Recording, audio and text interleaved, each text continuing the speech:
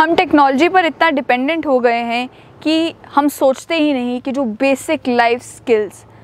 हमें ज़िंदगी जीने के लिए ज़रूरी हैं, क्या हम वो सीख भी रहे हैं या नहीं। यानी कि ड्राइविंग एक बहुत ही एसेंशियल स्किल हुआ करती थी और है भी, लेकिन जब से ओला उबर का ज़माना आया है, बहुत सारे ऐसे लोग हैं जिन्हें लगता है कि अब ड्राइविंग सीखने की ज़रूरत नहीं। कुछ ही दूर मेट्रो मिल जाएगी, कुछ ही दूर पब्लिक ट्रांसपोर्ट है, एनवायरनमेंट के लिए भी बेहतर है, तो क्या ज़रूरत है ड्राइविंग सीखने की। वहीं आपको मालूम होगा कि एक बयान भी आया था जहां पर ये कहा गया था कि आजकल की जनरेशन खासतौर पर इंडिया में गाड़ियों में कम इन्वेस्ट कर रही है। वो लोग गाड़ियां खरीदना नहीं चाहते, इंडिविजुअल व्हीकल्स खरीदने को ज़रूरी नहीं समझते।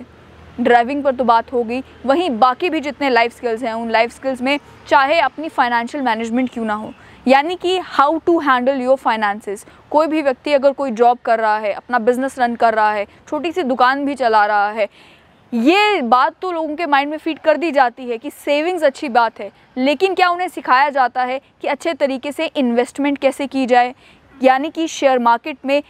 म्यूचुअल फंड्स में, इक्विटी में इन्वेस्ट किस तरीके से की जाए ताकि उनके जो पैसे बैंक में पड़े हुए हैं उसे इन्वेस्ट करके उसी के थ्रू वो और ज़्यादा पैसा अर्न कर सके। ये छोटी छोटी बातें जो आजकल के टाइम में ऑनलाइन वर्ल्ड की वजह से और ज़्यादा प्रोमिनेंट हो गई हैं, कहीं पर एड्स के कारण, कहीं पर सोशल मीडिया के कारण लोगों ने इस चीज़ में इंटरेस्ट लेना शुरू कर दिया है। वहीं ये सारी चीज़ें क्या हमारे एजुकेशन सिस्टम का हिस्सा नहीं होनी चाहिए? क्या हमारे एजुकेशन सिस्टम का हिस्सा ये नहीं होना चाहिए कि लोगों को ये बताया जाए कि अपने टैक्स कैसे पे करते हैं?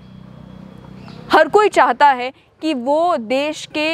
उन्नति में अपना कंट्रीब्यूशन दे। वो कंट्रीब्यूशन आम आदमी अक्सर टैक्स पे करके करता है, और इनडायरेक्ट टैक्सेस तो हर व्यक्ति जो एक टॉफ़ी तक खरीदता है वो भी पे कर रहा है। लेकिन इनकम टैक्स की बात हो, जीएसटी की बात हो, क्या इस चीज़ को part of the educational curriculum नहीं बनाया जा सकता कि बच्चों को, कॉलेज के स्टूडेंट्स को, यूनिवर्सिटी के स्टूडेंट्स को सिखाया जाए कि ये जो इम्पोर्टेंट लाइफ स्किल्स हैं ये भी आपको आना ज़रूरी है। जहाँ लोग एकेडमिकली तो एक्सेल कर रहे हैं, वहीं रिसर्च के ऊपर फोकस भी कर रहे हैं, वहीं ये जो लाइफ स्किल्स है, क्या कोई ऐसा स्कूल है जो ये लाइफ स्किल्स भी सिखाता हो? आज के टाइम में ये स्कूल जो हैं वो यूट्यूब बन चुका है, वो ऑनलाइन कोर्सेज बन चुके हैं जो ये बताते हैं लोगों को कि किस तरीके से आप अपनी फाइनेंशियल मैनेजमेंट करें, किस तरीके से आप इन्वेस्टमेंट्स करें। लेकिन क्या ये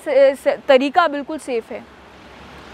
आप आज के टाइम में इतनी ट्रांसपेरेंसी सोशल मीडिया के वर्ल्ड में नहीं है कि जो व्यक्ति आपको बता रहा है कि आप इन शेयर्स में इन्वेस्ट करें, आप यहाँ पर इन्वेस्ट करें, आप इन ऐप्स का इस्तेमाल करें, क्या वो आपको जेन्युइनली बता रहा है या फिर उसका भी कोई मोटिव है, उसकी भी कहीं ना कहीं किसी ब्रांड के साथ पार्टनरशिप है, किस वजह से वो आपको ये सब कुछ सिखा रहा है? तो क्या ये ज़रूरी नहीं है कि ये बेसिक लाइफ स्किल्स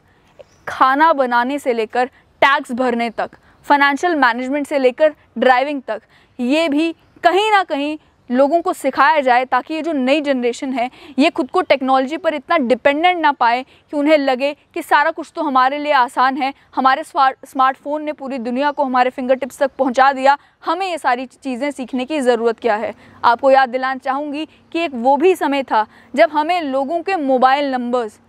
याद रहते थे, लेकिन आजकल का वो टाइम है कि आपको अपने पेरेंट्स का भी मोबाइल नंबर, अगर आपका फ़ोन स्विच ऑफ हो जाए तो ढूंढना पड़ता है, आपको माइंड में याद नहीं होता। Typing, understanding Microsoft Excel, coding, ये सारी चीज़ें इस नए वर्ल्ड में, इस 21st सेंचुरी में एसेंशियल बन चुकी हैं। जब आप किसी भी जॉब के लिए अप्लाई करते हैं, आपसे आपकी स्किल्स पूछी जाती हैं, आपकी डिग्री देख ली जाती है, लेकिन ये भी पूछा जाता है कि आपको करना क्या आता है, क्या आप प्रैक्टिकल वर्ल्ड में वो काम करने के लिए तैयार हैं। वो तैयारी करने की प्रिपरेशन जो है वो स्कूल लाइफ से कॉलेज लाइफ में ही हो जानी चाहिए, और वहीं एक एडिशनल बर्डन भी उन लोगों के ऊपर नहीं पड़ना चाहिए जो ऑलरेडी एकेडमिक्स के साथ स्ट्रगल कर रहे हैं। कोई ना कोई वे फॉरवर्ड तो ढूंढने की ज़रूरत है। नई एजुकेशन पॉलिसी भी आई है, लेकिन क्या आपको नहीं लगता कि अभी भी we have a long way to go?